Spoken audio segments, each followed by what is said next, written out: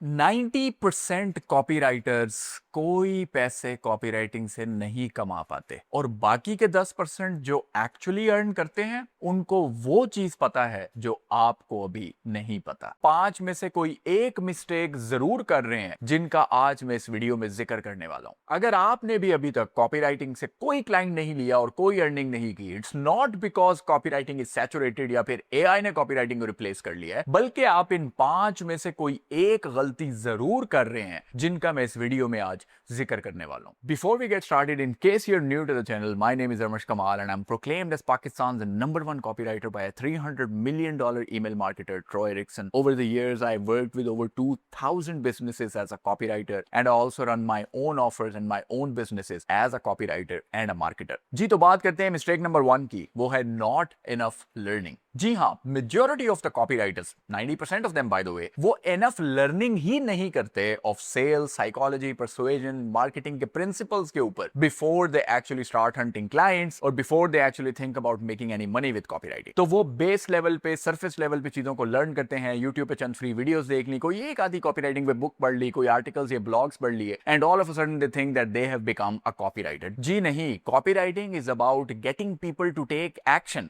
और ये एक्शन लोग तब ही ड्राइव करते हैं when you truly understand what psychology and persuasion is and you truly understand what kind of cognitive biases you need to trigger with your words so that people will take the action that you want them to take. तो सबसे अहम चीज ये है कि आप structured manner में copywriting के प्रिंसिपल्स को डीपली अंडरस्टैंड करें, अच्छी कॉपी को डेली बेसिस पे पढ़ें, एनालाइज करें, ब्रेक डाउन करें। एलन सुल्तानी, जो कि एक $1 बिलियन से ऊपर का मार्केटर है और कॉपीराइटर है, वो ये कहता है कि जब तक आप 100 लेजेंडरी सेल्स लेटर्स को हैंड कॉपी नहीं कर लेते, यानी उन सेल्स लेटर को देख के हाथ से कम 100 सेल्स लेटर को नहीं लिख लेते, आप खुद को कॉपीराइटर कहने के एलिजिबल ही नहीं है। अब इसका ये हरगिज मतलब नहीं है कि आप लाजमन 100 सेल्स लेटर को हाथ से लिखें, मगर मैं ये जरूर कह रहा हूं कि आपकी लर्निंग इस लेवल की होनी चाहिए कि आप डजन्स ऑफ सेल्स लेटर्स को स्टडी करें, एनालाइज करें या इवन हैंड कॉपी भी करें before you even start to call yourself a copywriter और before you even start hunting clients. Mistake number 2 है too much learning, zero implementation.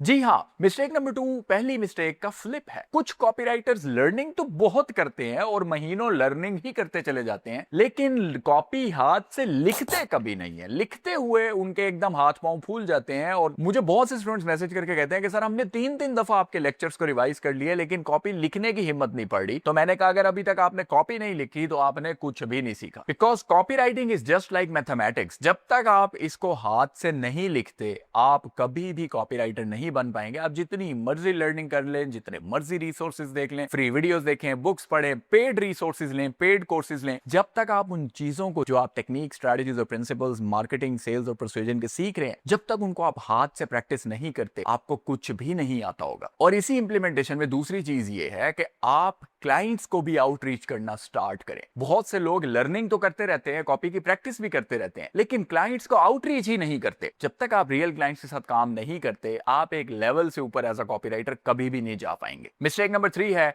No proof और great samples. जी हां, बहुत से कॉपीराइटर्स के पास, चूंकि उन्होंने क्लाइंट्स के साथ काम नहीं किया होता, तो उनके पास कोई रिजल्ट्स या प्रूफ नहीं होता to showcase to prospects जिनकी बेस पे वो उनको हायर करें। तो अगर रिजल्ट्स या प्रूफ नहीं है तो फिर दूसरी चीज आपके पास सैंपल्स बचते हैं। तो कम से कम एज अ बिगिनर आप अपने सैंपल्स के ऊपर वर्किंग करें और एक ऐसा किलर पोर्टफोलियो कॉपीराइटिंग का तैयार करें after deep learning, after deep practice, implementation and after studying tons of great copy कि आपका पोर्टफोलियो जो है it should speak for itself. जब भी कोई क्लाइंट या प्रोस्पेक्ट आपके सैंपल्स को, आपके पोर्टफोलियो को गो थ्रू करे तो वो देखते ही कह दे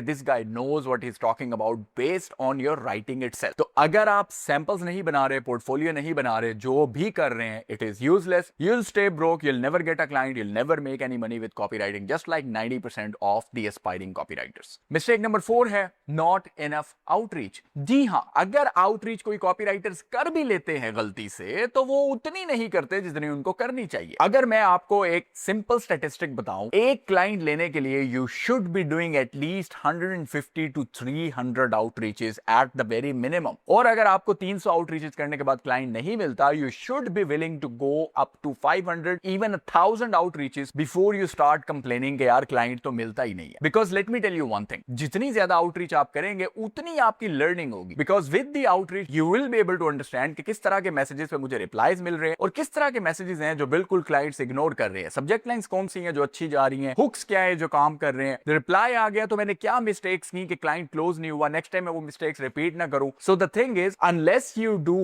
hundreds of outreaches, potentially even thousands, even if you don't get a client, you will never get better at the outreach itself, because outreach in itself एक separate skill है। You need to build it by putting in the reps। जब तक आपके outreach muscles build नहीं होंगे, आपको clients consistently और predictably मिलना शुरू नहीं होंगे। तो अगर आपने अभी तक 5, 10, 15 या 20 outreaches किए हैं या Upwork पे 7 proposals भेज दिए थे आपने गलती से जिंदगी में, और आप कह रहे हैं कि यार कॉपी राइटिंग में तो क्लाइंट मिलता ही नहीं है, तो आपको कभी भी क्लाइंट नहीं मिलेगा। एंड फाइनली मिस्टेक नंबर 5 है गिविंग अप टू अर्ली। जी हाँ, जो मैंने ऊपर 4 मिस्टेक्स आपको बताई हैं, if you think about it, उन सब के लिए लॉन्ग टर्म कंसिस्टेंट एफर्ट की जरूरत है। कॉपीराइटिंग की डीप लर्निंग के लिए टाइम लगता है, कॉपीराइटिंग के अच्छे कॉपी पीसेस को पढ़ने के लिए टाइम लगता है, अच्छी कॉपी को प्रैक्टिस करने के लिए टाइम और मेहनत लगती है, डेडिकेशन लगती है, और फिर हंड्रेड्स एंड थाउजेंड्स ऑफ आउटरीचेस करने के लिए परसिस्टेंस चाहिए, नेवर गिविंग अप वाला एटीट्यूड चाहिए। यही चीज majority of the copywriters, more than 90%, नहीं करते। They just and up giving up way too early. 2 हफ्ते,